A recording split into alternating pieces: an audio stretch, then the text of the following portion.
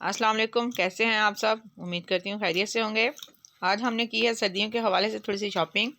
आपको पता है कि सर्दियाँ तेज़ हो गई हैं, तो इसके साथ साथ खुश्क मेवाजात हैं, इनके इस्तेमाल में भी इजाफ़ा हो जाता है। तो आज हम लेके आए हैं जी अखरोट।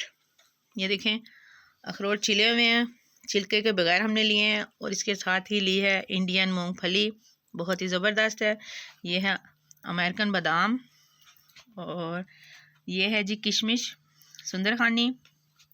इसके साथ ही है नमकीन पिस्ता, जो कि सभी को बहुत पसंद है। और इसके साथ हमने लिए हैं जी ईरानी चने। चने ये भी ड्राई में बहुत अच्छे लगते हैं। इसके साथ लिए हमने खुश्क खुबानी, और साथ में है काजू। इसके साथ है जी गरी।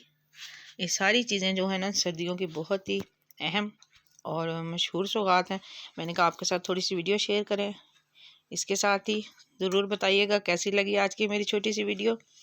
इजाज़त चाहते हैं, अल्लाह हाफिज़।